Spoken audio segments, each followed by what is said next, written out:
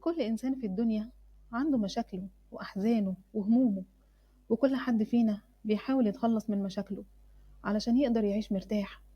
وفي اللي بيقدر يوصل للراحة اللي يتمناها بطرق مشروعة أو غير مشروعة، وفي كمان اللي ما بيقدرش يوصل لأي شيء ويفضل محلك سر، وكل اللي بيقدر يعمله إنه يتفرج على كل اللي حواليه في صمت وقهر.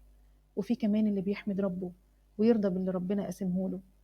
وعلشان أحكي لكم حكايتي الغريبة والعجيبة، وعلشان أقول لكم أنا ليه بدأت البداية دي، عايزة أطلب منكم تعملوا لايك للفيديو واشتراك في القناة علشان أقدر أنزل لكم حكايات أكتر وأكتر.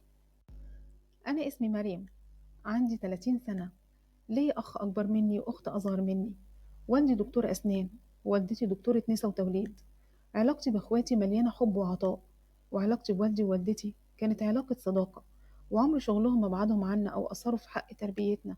بالعكس، كنت أنا وأخواتي في أول اهتماماتهم. واللي أقدر أقوله عن أسرتي إنها أسرة مثالية. ووالدي كان بيعلمنا إزاي ننظم وقتنا، يعني مثلا وقت المذاكرة للمذاكرة، وقت الراحة للراحة. وكنا لازم يوم الأجازة نقضيه في النادي، نضحك ونهزر ونجري ونلعب ونجدد نشاطنا. وأول ما اشتد عودي وابتديت أكبر، كانوا العرسان يتقدموا لي، كنت ببقى سعيدة وفرحانة لما بحس إني مرغوبة. لكن في نفس الوقت كنت برفض، لأني شايفة إن سن الجواز المناسب للبنت هو بعد التخرج من الجامعة، لأن من وجهة نظري النضج العاطفي مطلوب. وأنا في آخر سنة في الكلية اتعرفت بالصدفة على مهاب، شاب بسيط بس طموح، اتخرج من كلية التجارة.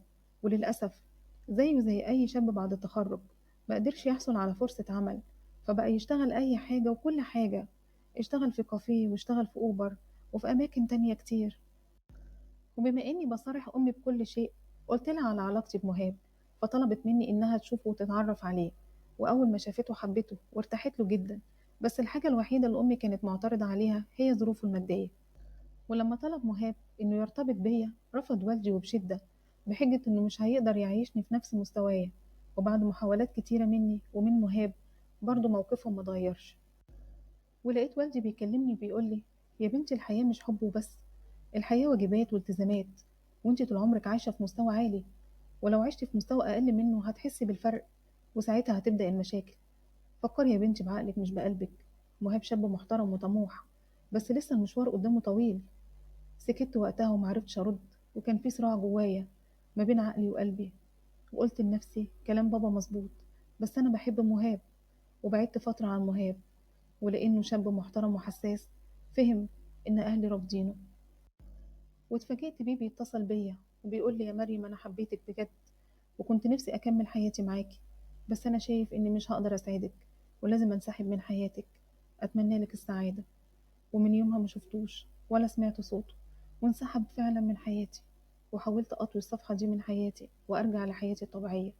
واتخرجت من الجامعة، وكنت متفقة أنا ووالدي إن بعد التخرج هشتغل معاه في العيادة بتاعته. بس والدي فاجئني بإن في عريس متقدم لي، شافني في النادي وعجبته، وراح كلم والدي، ووالدي كان مرحب بيه جدا وطلب مني أشوفه وأقعد معاه. وأنا كنت رافضة لأني منسيتش مهاب، وكان عندي أمل إننا نتجوز برغم بعدنا. وللمرة التانية والدي يقعد ويتكلم معايا، وبعد ما كان بيحاول يقنعني أبعد عن مهاب، دلوقتي بيحاول يقنعني أرتبط بوائل. وبرضه قدر يقنعني بيه، وقال لي: وائل يا بنتي شاب ميسور ومن عيلة، وكمان شغال محاسب في بنك كبير، حياته مستقرة، هو ده الراجل اللي اطمن عليكي معاه، وأنا عارف إنه هيسعدك. وافقت بعقلي وقلبي مع مهاب، وقلت لنفسي جايز مع مرور الوقت أحبه وأنسى الماضي. وفي فترة الخطوبة حاولت أتقرب منه وأفهمه. حسيت إنه إنسان مثالي قوي، من البيت للشغل ومن الشغل للبيت، ويوم أجازته بيقضيه في النادي مع أصحابه، وحياته روتينية جدا مفيهاش أي تجديد. ومرت فترة الخطوبة واتجوزنا. وفي ليلة الدخلة طلب مني طلب غريب، قال لي: نامي انتي في أوضة النوم وأنا هنام في الأوضة التانية. بصراحة المفاجأة خرستني واتكسفت حتى أسأله ليه. وقلت لنفسي يمكن تعبان من الفرح والهيصة، وأكيد بكرة هيبقى أحسن. وتاني يوم اتكرر نفس الموقف وطلب مني نفس الطلب، وأنا مش قادرة أسأله ليه. والتفسير الوحيد اللي كان قدامي إنه يمكن يكون محرج مني زي ما أنا محرجة منه، ومع الوقت كل شيء هيكون طبيعي. ولقيت أمي بتتصل بيا علشان تطمن عليا. بصراحة ما قدرتش أقول لها، وقلت دي حاجة بيني وبين جوزي وما ينفعش حد يتدخل فيها مهما كان مين. وقلت لأمي اطمني، أنا زي الفل وكل حاجة تمام. فرحت أمي واطمنت عليا وقالت لي ربنا يسعدك يا بنتي. وكل يوم بيمر والوضع هو الوضع، أنا في أوضة وهو في أوضة. بجد تعبت نفسيا وقلت لازم أسأله، ده حقي ولازم أعرف فيه إيه. قلت له لما أنت مش بتحبني اتجوزتني ليه؟ علشان تعذبني؟ أنت ليه بتعمل كده وليه بتنام لوحدك وأنا بنام لوحدي؟ فهمني في إيه؟ رد عليا بكل انكسار وقال لي سامحيني يا مريم، أنا عاجز ومش هقدر أساعدك. من الصدمة حسيت إن هيغمى عليا. قلت له طيب اتجوزتني ليه؟ قال لي علشان حبيتك وقلت ممكن بعد الجواز أبقى كويس، بس من الواضح مفيش فايدة. ولقيت قدامي اختيارين، يتطلق منه واكسره، يستمر معاه واساعده على تخطي محنته. واخترت الاختيار الأصعب، هو إني أستمر معاه. وطلبت منه إننا نروح لدكتور، لأن في حالات كتير بيتم شفائها. فعلا وافق، وبدل الدكتور رحنا 4، ومفيش فايدة ومفيش أي علاج بيجيب نتيجة. والحل كان بعملية جراحية بس هو رفض يعملها. ومرت بدل الأيام سنين، والحال هو الحال. وكنت صابرة ورافضة أتكلم مع أي حد علشان ما أجرحهوش. والسؤال اللي كان بيموتني بدل المرة 1000 مرة، انتم ليه لحد دلوقتي ما خلفتوش؟ انتم لازم تروحوا للدكتور. بجد تعبت نفسيا وعصبيا، بس كنت صابرة لحد ما مرت 5 سنين. وفي يوم لقيته جايب لي فستان قصير وعريان. قلت له ايه ده؟ قال لي فستان عايزك تلبسيه النهارده بالليل علشان هنسهر مع بعض. قلت له هنسهر فين؟ قال لي هنسهر هنا في البيت. فرحت جدا لانه كان اول مرة يعملها، وحضرت كل حاجة علشان السهرة. وهو كمان كان شكله عريس في ليلة دخلته. وأول ما جت الساعة 10 لقيت الباب بيخبط. استغربت وقلت له مين اللي هيجيلنا دلوقتي؟ قال لي ما تقلقيش، ده مديري في البنك.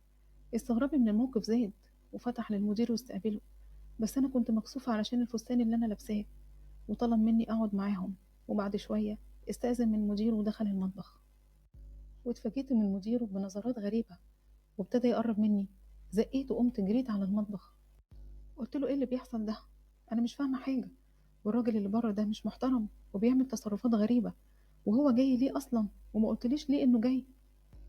قال لي بصي، انا عايزك تقعدي معاه وتشوفي طلباته وتضحكي معاه، بلاش وشك الكشر ده. ولو طلب منك اي حاجه اعمليها على طول. قلت له انت بتقول ايه؟ انت اتجننت؟